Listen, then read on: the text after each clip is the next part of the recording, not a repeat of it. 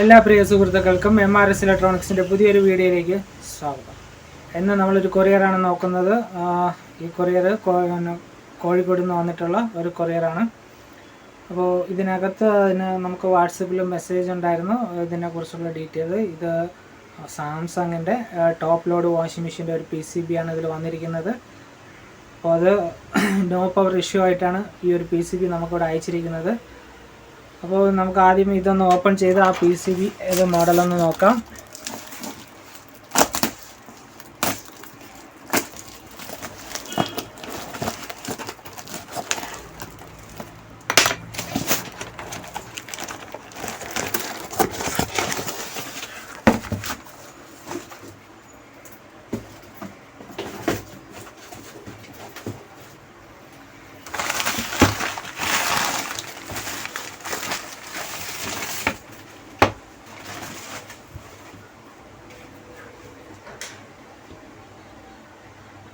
നമുക്ക് കൊറിയർ വന്നിരിക്കുന്ന PCB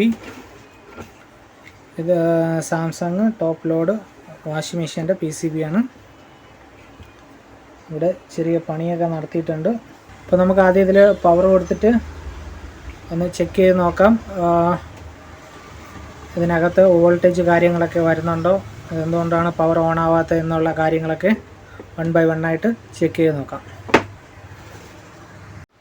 അപ്പോൾ നമുക്ക് പവർ കൊടുക്കാം. അപ്പോൾ പവർ കൊടുക്കേണ്ട രീതി പിന്നെ ഇതേ സെയിം ഒരു PCB നോ പവർ ഇഷ്യൂ ആയിട്ട് ഇതിന് മുന്നേ ഞാൻ ചെയ്തിട്ടുണ്ട്. അതിൻ്റെ വീഡിയോസും ഇതിൻ്റെ ഈ ചാനലിലുണ്ട്. നിങ്ങൾക്ക് വേണമെങ്കിൽ അതും ഞാൻ ഡിസ്ക്രിപ്ഷനിൽ കൊടുത്തേക്കാം, അതിൻ്റെ ലിങ്ക്. അപ്പോൾ അതിൽ നമ്മൾ ഇത് എവിടെയൊക്കെയാണ് ഇതിൻ്റെ പവർ കൊടുക്കേണ്ടത് എന്നുള്ളത് കറക്റ്റായിട്ട് വെച്ചിട്ടുണ്ട്. ഒന്ന് ഈ പോർട്ടിലും ഒരെണ്ണം ഇവിടെയായിട്ടാണ് ഇതിൻ്റെ പവർ കൊടുക്കേണ്ടത്. ഓക്കെ, എന്നിട്ട് നമുക്ക് പവർ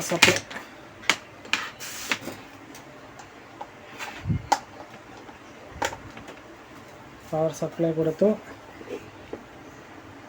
സ്വിച്ച് ഓണാണ്. ഇനി ഈ പവർ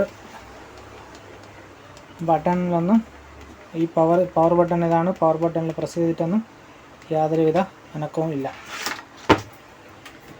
ഇനി ഇതിൻ്റെ ഈ ഒരു സൈഡിൽ ഇതിന് അകത്തായിട്ടാണ് ഇവിടെയായിട്ട് കാണുന്നുണ്ടല്ലോ, ഇവിടെ ഈ ഇരിക്കുന്നതാണ് ഇതിൻ്റെ 7805-ൻ്റെ വോൾട്ടേജ് റെഗുലേറ്റിംഗ് IC. ഈ ICന്ന് എത്ര വോൾട്ടേജ് ഔട്ട്പുട്ട് വല്ലതും ഉണ്ടാകുന്നു ചെക്ക് ചെയ്ത് നോക്കാം.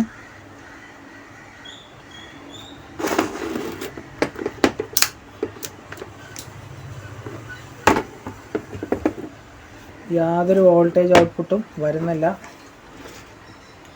ഇവിടെ നമുക്ക് ഇതിൻ്റെ ഒരു കപ്പാസിറ്റർ ഉണ്ട്.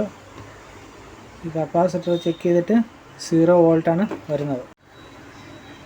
ഇനി നമുക്ക് ഇവിടെ നിന്ന് ഇത് വലിച്ച് ഇളക്കി വെച്ചിട്ടുണ്ട്.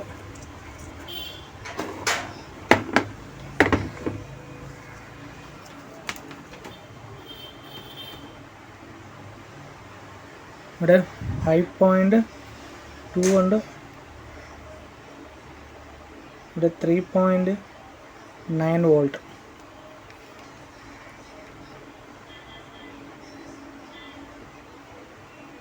ഇവിടെ നമുക്ക് 12 വോൾട്ട് വരണം. ഇവിടെ നമുക്ക് 5 വോൾട്ട് വരണം. അപ്പോൾ 5 വോൾട്ട് വരേണ്ട അടുത്ത് 3.9ഉം 12 വോൾട്ട് വരേണ്ട അടുത്ത് 5.2 വോൾട്ട് മാത്രമേ ഉള്ളൂ. ഇതാണ് നമ്മുടെ ചോപ്പർ കാര്യങ്ങൾ ഇവിടെയാണ് ഇരിക്കുന്നത്. ഇതിനകത്താണ് സ്വിച്ചിങ് IC. ഇവിടെയായിട്ടാണ് വരുന്നത്. സ്വിച്ചിങ് IC വരുന്നത് ഈ ഒരു സൈഡിലാണ്. നമുക്ക് ഇതിൻ്റെ ഫീഡ്ബാക്ക് ലൈൻ ഒന്ന് ചെക്ക് ചെയ്യണം. ഫീഡ്ബാക്ക് ലൈനിൽ എത്ര വോൾട്ടേജ് കാര്യങ്ങളെല്ലാം വരുന്നുണ്ടോ എന്നൊക്കെ ചെക്ക് ചെയ്യണം. പിന്നെ ഇത് ഇളക്കിയിട്ട് ഇവിടുത്തെ ഈ ഒരു സ്വിച്ചിങ് IC പ്രോപ്പറായിട്ട് വർക്ക് ചെയ്യുന്നുണ്ടോ ഇല്ലയോ എന്നെല്ലാം ചെക്ക് ചെയ്യേണ്ടി വരും. അപ്പോൾ ഞാൻ ഇതിൻ്റെ ഫീഡ്ബാക്കും ഈ സ്വിച്ചിങ് IC എല്ലാം ഓക്കെ ആണോ ഇല്ലയെന്ന് ഒന്ന് ചെക്ക് ചെയ്തിട്ട് വരാം. ഇതൊക്കെ ഒന്ന് ഇളക്കി ഈ വാക്സ് കാര്യങ്ങളൊക്കെ ഒന്ന് ഇളക്കി ഇതെല്ലാം ഒന്ന് ചെക്ക് ചെയ്തിട്ട് വരാം. വേറെ എന്തെങ്കിലുമൊക്കെ പ്രശ്നം ഉണ്ടെങ്കിൽ നമുക്ക് നോക്കാം. ഇപ്പോൾ ഈ ബോർഡിൻ്റെ കംപ്ലൈൻ്റൊക്കെ റെഡിയാക്കിയിട്ടുണ്ട്. ഞാൻ എന്നിട്ട് ഇവിടെ മൊത്തം ഇളക്കി അതിനകത്ത് വരുന്ന ഫീഡ്ബാക്ക് കാര്യങ്ങളെല്ലാം ചെക്ക് ചെയ്തു. ഈ ഈ റെഗുലേറ്റിംഗ് ഐ സി ഇളക്കി ഒന്ന് നല്ല രീതിയിൽ സോൾഡർ ചെയ്ത് പിടിപ്പിച്ചിട്ടുണ്ടായിരുന്നു. അപ്പോൾ ഇതിൻ്റെ പ്രശ്നം എന്ന് പറയുന്നത് ഫീഡ്ബാക്കായിരുന്നു ഇതിൻ്റെ പ്രശ്നം. പിന്നെ കമ്പോണൻറ്റ് കാണണമെങ്കിൽ നമുക്ക് മൈക്രോസ്കോപ്പിലൂടെ കാണാൻ പറ്റുള്ളൂ. അപ്പോൾ ഞാൻ മൈക്രോസ്കോപ്പ് എടുത്ത് വെച്ചിട്ടുണ്ട്. ഓക്കെ, അപ്പോൾ നമുക്ക് ഇവിടെ പ്രശ്നമായിട്ട് വന്നത് ഈ ഒരു റെസിസ്റ്റൻസാണ്.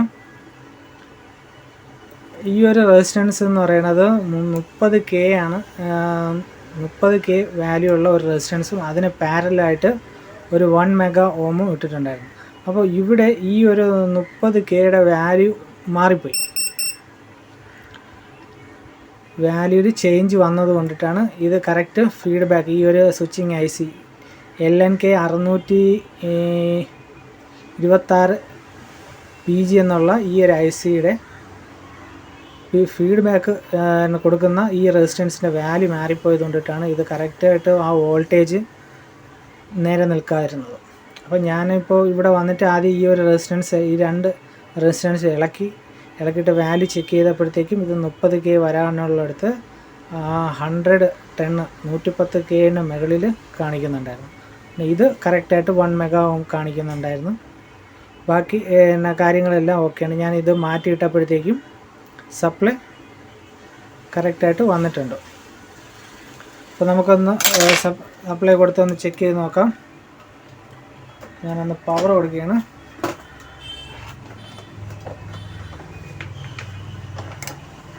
പവർ കൊടുത്തു ഓൺ ചെയ്തപ്പോഴത്തേക്കും ഇവിടെ ഡിസ്പ്ലേ എല്ലാം ഓൺ ആയിട്ടുണ്ട്.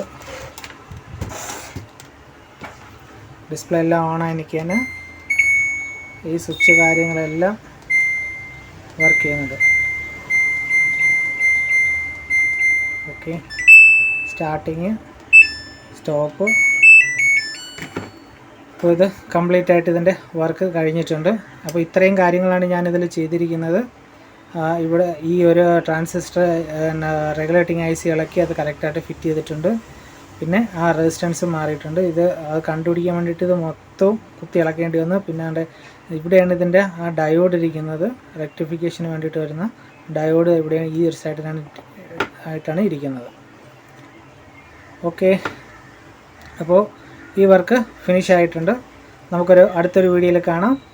നിങ്ങൾ ആദ്യമായിട്ടാണ് എൻ്റെ ചാനൽ കാണുന്നതെന്നുണ്ടെങ്കിൽ എൻ്റെ ചാനൽ സബ്സ്ക്രൈബ് ചെയ്യുക, ലൈക്ക് ചെയ്യുക, ഷെയർ ചെയ്യുക. Thank you for watching my videos. By.